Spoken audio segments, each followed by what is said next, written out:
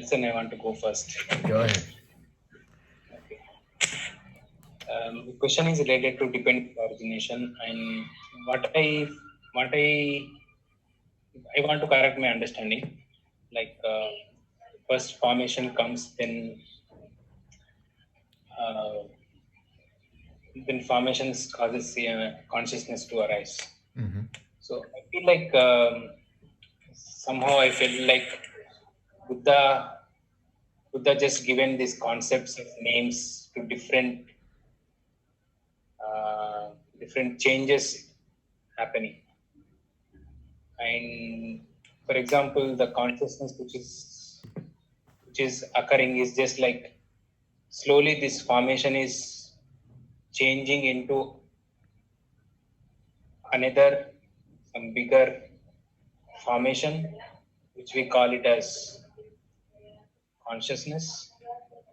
I mean, what I mean to say is that there is no discrete, like Mm. after this point, this is called feeling, this is called consciousness.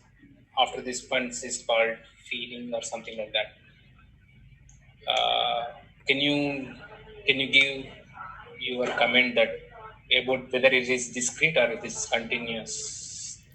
It is a flow, and the flow is quite fast. So, in relation to formations, there will be perhaps a selection of formations which will then activate a certain consciousness depending on contact. And then that will continue to go flow through mentality, materiality, be experienced at the six sense bases, be experienced at the contact between the six sense bases and the external reality, and then the feeling. So this whole process happens in microseconds. So, which means that when you have the contact and the formations arise, activating the consciousness so that it comes through mentality, materiality, and experiences the feeling or the sensory experiences, it happens in a few microseconds or less.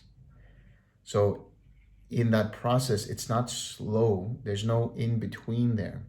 There is an in between in relation to, say, feeling and craving. Because at the level of feeling, you have cognition or consciousness and perception. So there's the consciousness or the cognition of the sensation or the sensory experience that's arising. And then you have the perception of what that sensory experience is. Based on that, then you either take it personal, which then can cause mental proliferation, which can cause then craving and so on, or you have wise perception and understand it to be through attention, and you understand it to be impermanent, not worth holding on to, and impersonal. So at the level of sensory experience, you just let go of it, and there's no craving arising.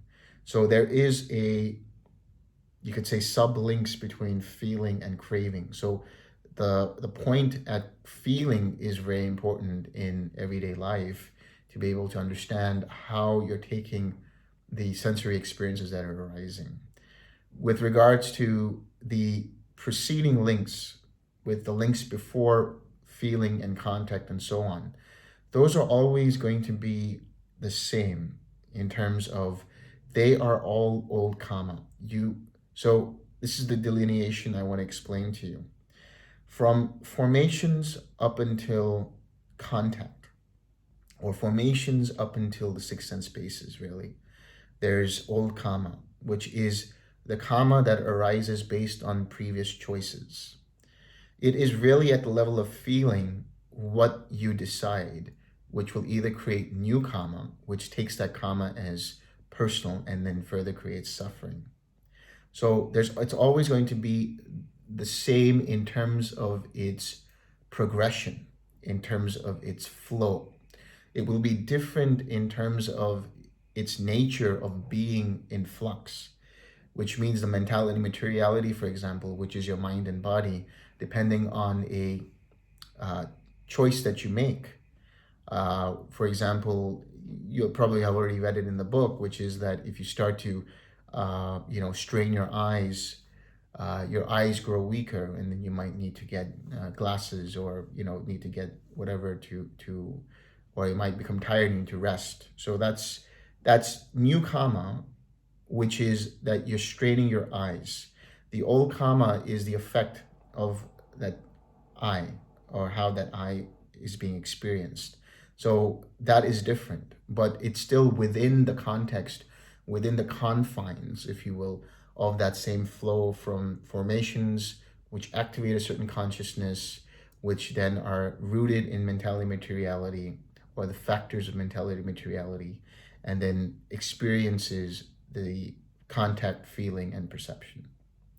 But it's after perception, after contact, feeling, and perception, how you take that sensory experience, how you take the thoughts that arise, that determine whether you let go of that old karma right there and then, or you take it personal and then cause further craving, clinging, being, and so on, and suffering.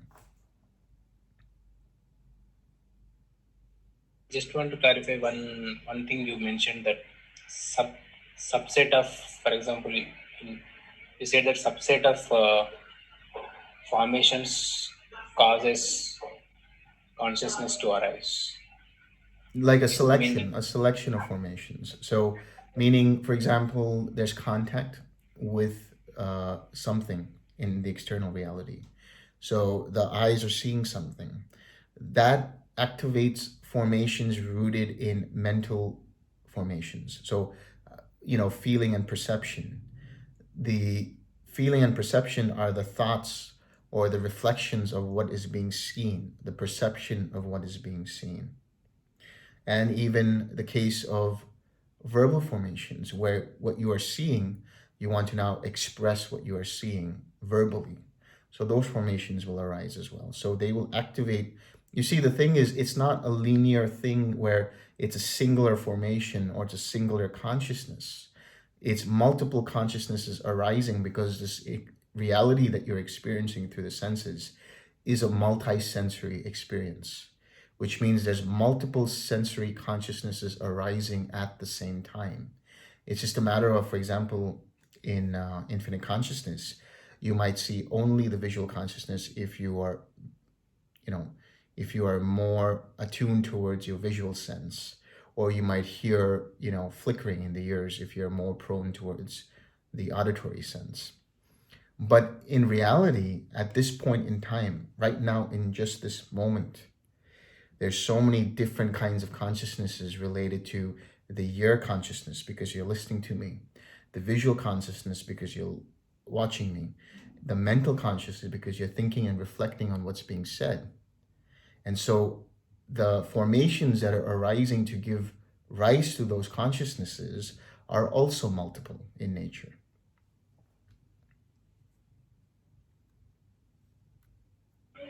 Thank you. Thank you for answering.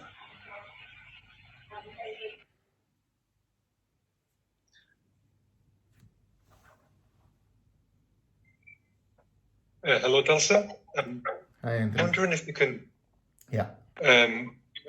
maybe build on something that you've already told me in the past. But if I'm losing interest in my object of meditation, because I've sat a lot today, and my actual level of being able to stay with the object has been almost none, really, for the most part. I wonder if you could give me some advice on that, please. So just to make sure I understand correctly, you're saying that you want to know how to generate interest in your object of meditation.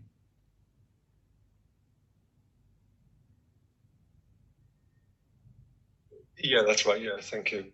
Okay. So generating interest in your object of meditation is first and foremost bringing in a little more attention to your object. If you're starting to lose interest in your object, what's going to happen is the mind is going to start to sway towards either sloth and torpor and restlessness. So first and foremost, you want to make sure that you bring a little bit more attention. And by doing so, you're also bringing a little bit more energy, and you're bringing a little bit more interest naturally. But the other thing you want to bring in is little bits of joy.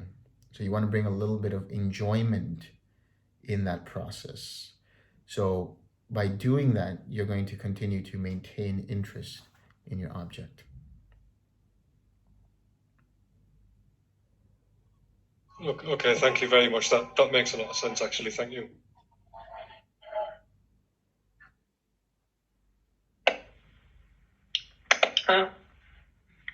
Delson.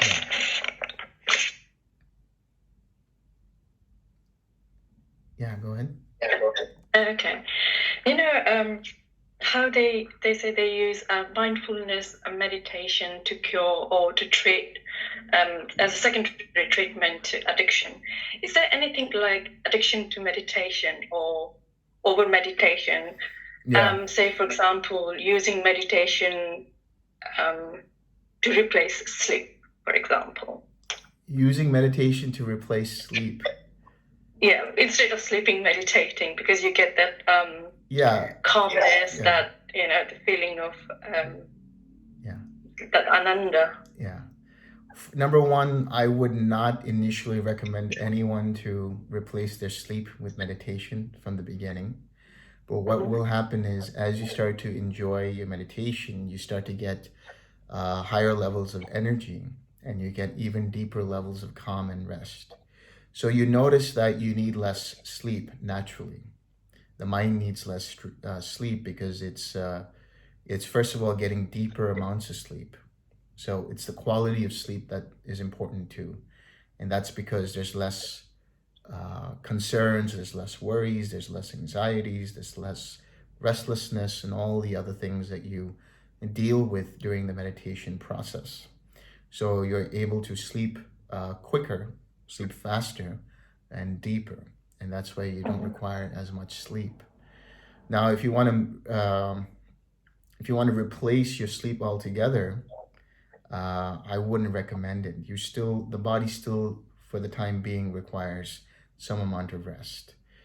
What will happen though is when you get into higher stages, like the 8th level of meditation in neither perception or non-perception, on a neuroscientific level, what is happening is you are starting to create more delta brain waves.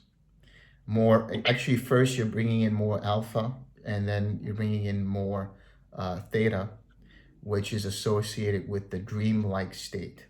That's why you have that dreamlike quality to the 8th level, to neither perception or non-perception.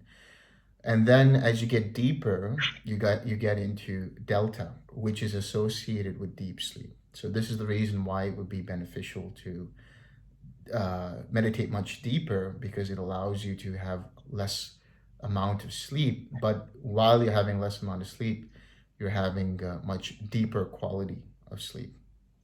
Now, in terms of addiction, I would consider any kind of attachment to the meditation process initially, in the beginning, to be wholesome, in that it generates interest, it generates enjoyment, and so you start to progress faster.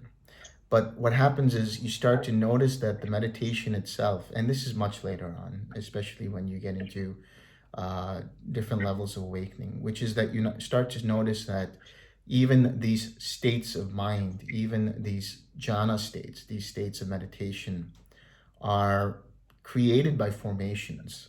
So there's a deeper level of what these meditative states are like. And so one starts to detach the interest in them. One starts to see that even these states, because they are created by formations, are not the ultimate. They're not the unconditioned. They're not nibbana. So then one lets go of their attachment to it. But in the initial stages, it's quite natural to be, let's say, addicted to the meditation. I'm paraphrasing here, but from what I understand, there is somewhere in the suttas where Ananda talks to the Buddha about a different sect who says that all day long, all that the Buddhist monks do is meditate, and they seem addicted to their practice. They seem addicted to their joy, and the Buddha says, that's good. You should be addicted to the joy of jhana. You should be addicted to the pleasures that you experience in jhana, because it's not creating any harm. It's not creating any kind of karma, any kind of imbalance in karma. Because the moment you start to take pleasure in the senses, you start to lose your mindfulness and you start to crave. Of course, on a subtler level, there is craving for jhana. That's the the fetters of craving for existence and craving for non-existence and so on. But in the initial stages, it's quite important to have that interest in the jhanas, because that's going to help you progress. And then it'll be quite natural for you to see through the jhanas. You don't need to do it now. You just need to allow your mind to continue to really soak in the factors of the jhana, really enjoy it. And then as you progress, naturally there will be an inclination towards understanding that even the jhanas are fabricated, even the jhanas are created by formations, and you lose any attachment to it. Thank you.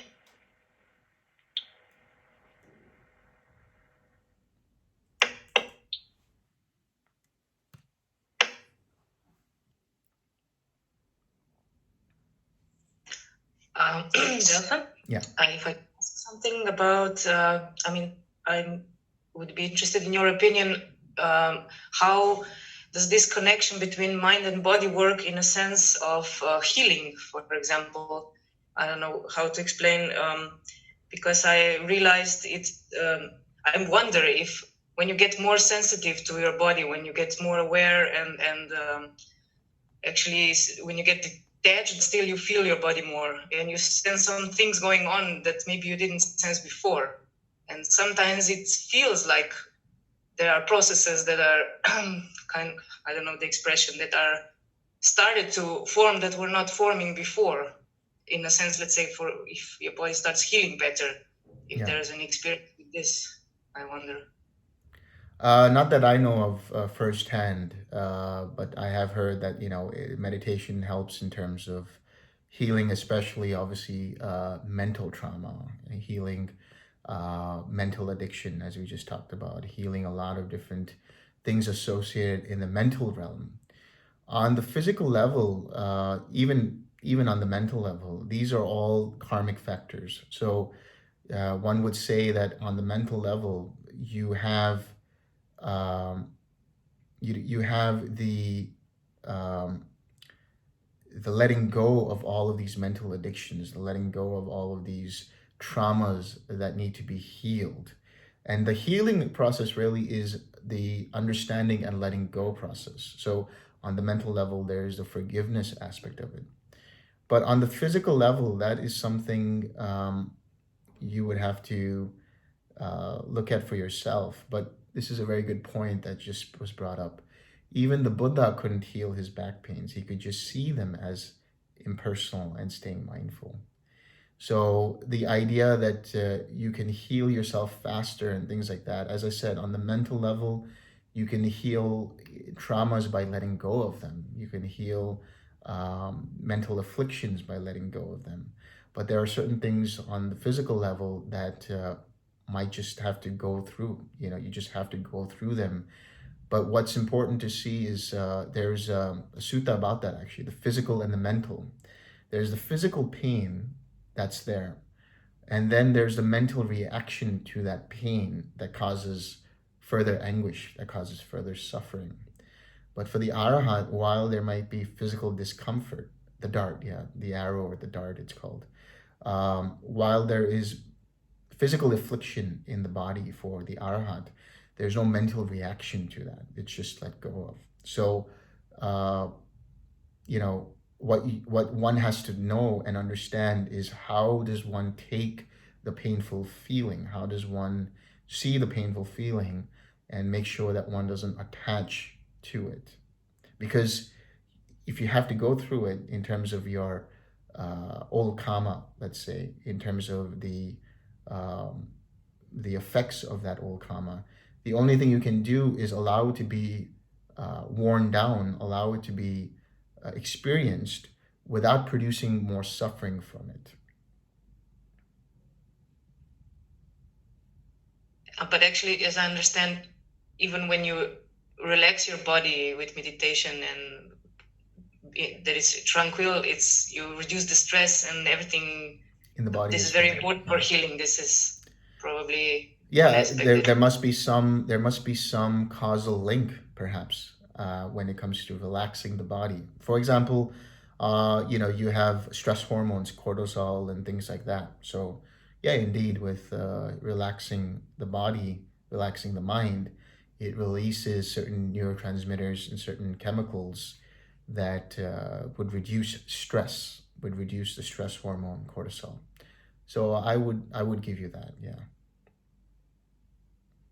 Because actually I read about some people that through kind of meditation, I guess, reconstructed their back injury even when they were how do you say, when they couldn't feel the body and so on. Yeah. But it's probably more exceptions.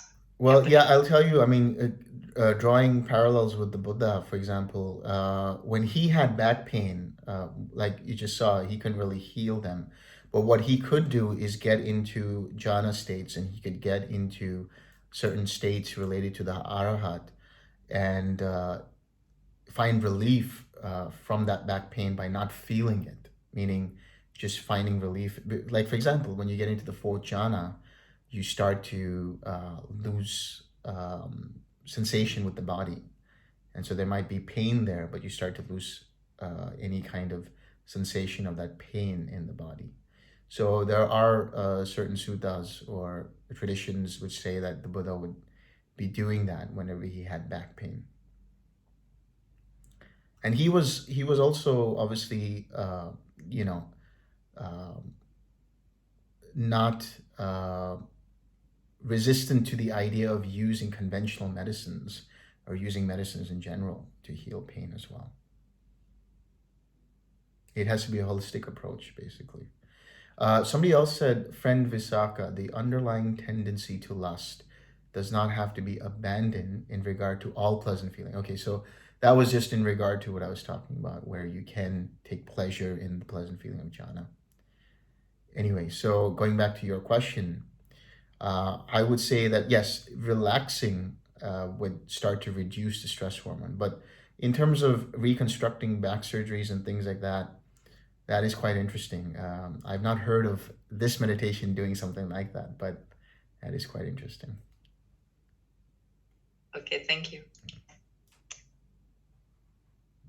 Can I ask a question? Yeah. So I've been just thinking about this feedback that you gave me about relationships help you see your attachments. Yeah.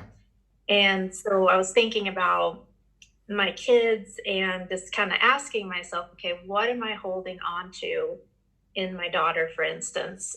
And so I wonder, am I holding on to maybe just an illusion? And then I guess that's one question, is my concept of her just a concept? And is there the attachment maybe of greed, or the or I guess the hindrance of greed there, of wanting to have more time with her or things like that? I guess I'm just trying to unravel this attachment. So yeah. Go ahead. No, I think that's my question. Yeah. So I want to turn that over its head, because what I'm referring to when I say relationships help you reveal your attachments, what I mean by that is not just your relationships with your friends and your family, because you have to see that even in the mundane right view, it says that there is mother and father, and there are duties to mother and father. And on a broader level, that's really about maintaining good relationships with not just your mother and father, but with people who brought you up, people who are in your family, and so on and so forth. So when I refer to attachments, what I'm referring to more is, how do the people in your family, when they do certain things, how does that bring out a reaction in you? So in essence, if there is something that's one of your family members does that creates irritation in you, that creates frustration in you, and so on, those are the attachments you should be looking at. So I'm always talking about, in that reference, to the standpoint from the mental side in your own mind? What are the things in relation to unwholesome qualities of mind that arise because of things that family members do, or because of things that certain friends do? Okay, I see. Yeah. Makes sense. What about the idea of it being an illusion? What is an illusion? Well, in Of what reference? my idea, let's say, of my daughter. Yeah. Well, yeah, there are certain images you have brought up about your daughter based on your experiences with her. And this actually goes broader to our interactions with everyone, in our interactions with people. Um, it's a matter of understanding how our concepts of those people are in our mind, because based on our experiences with them in the past, we start to build up an image of a sense of self around them. And so that always is like a filtration process, that whenever we see them, we have this idea that this is how they're going to react, and this is how they are, and so on and so forth. I mean, I'll give you a very plain example is, think about when you met someone after a long time, after graduating high school, and they were both in your class. I mean, you were both in the same class, or you were friends with in high school. And let's say you meet them after 10 years after graduation, and it's the first time you've met them after 10 years. You still have some kind of a notion of what kind of person they are. And then you have a cognitive dissonance, because you realize, wait, that person has changed. They're no longer the same person. So in the same way, and it's a little more difficult with family members, because you're always dealing with them, it starts to get built up that this is the person that is always like this, or this is how they always behave, and so on, rather than allowing your mind to just be clear, and allowing your mind to just be attentive and see what is happening without projecting onto it any judgments based out of those concepts and ideas. Yeah, that makes sense. To see without the dust in our eyes, basically. Exactly. That's exactly it.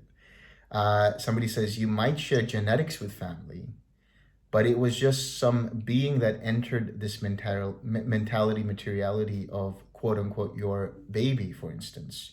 A being traveling in samsara, just like we all are. It might even have been your worst enemy in a past life. Yeah, like the Buddha says, everybody you meet in your path, you have met before in some regard or another. They could have been your mother, they could have been your father, they could have been your enemy, they could have killed you in a past life. It could be anything. But what's important now, after understanding that, and understanding that everyone we meet has a karmic connection with us, how then do we separate the idea of what that person is in the present life, so that it doesn't produce further karmic backlash? Also animals, yeah, that's a good point.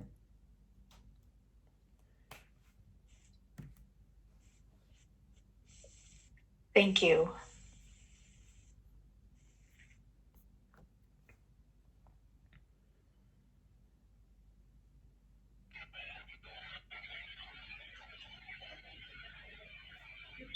Delson, I want to go for another question. Of course. Okay. Maybe this. Okay, I'll ask the question. The question is like you were saying about psychic powers, right? Like one can able to see his past lives, or Yeah. one can read others' mind. My question is, how can one confirm that? How can one verify that whatever he's seeing in past life is true, or whatever he's reading in others people's mind is true? Yeah. Is it just intuition, or? Yeah. So, in terms of past lives, when you are seeing past lives, what you are doing is actually starting to understand on a broader scale dependent origination. The reason why you go into past lives is to understand how the formations arose because of certain karmic connections. And then you can draw on those formations to see if they are still present in this life. meaning are those karmic seeds been destroyed through whatever actions have been done in past lives. So you might understand and verify based on what you see in those past lives and how the links of dependent origination continue on through each life and so on and so forth, and how they carry forward karma through the formations up until this lifetime, and what certain formations are still there that you need to let go of. That's really the usage or the utility of understanding past lives. And then when it comes to, let's say, reading another's mind, it's very much like being empathetic. It's really understanding where they're coming from, but on a much deeper level. And so it happens it could happen in silence, but it might most probably happen while you're having a conversation with that person, and you get a sense of that person's mindset, and then are able to communicate in a way that will help you to, ease their mind if it's uneasy, or clarify situations if you can see that there are doubts in their mind, and so on. So again, that's the usage of that. You wouldn't use these things just for fun,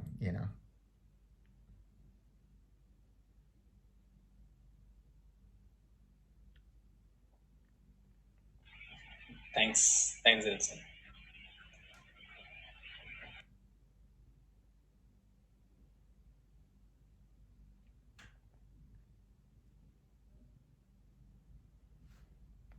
Okay, I'll wait for 30 more seconds, and then after that we can share merit.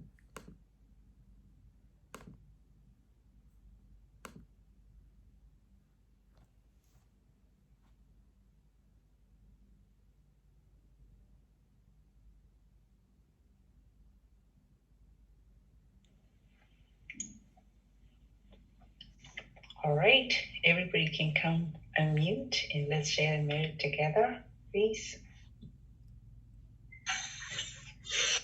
May suffering ones be suffering free, and the fierce love the spirit. May the grieving share all grief, and may all believe. May all beings share this merit that we have acquired, the acquisition of happiness. May beings inhabit space and Devas and Naga anointed power share this merit of may they long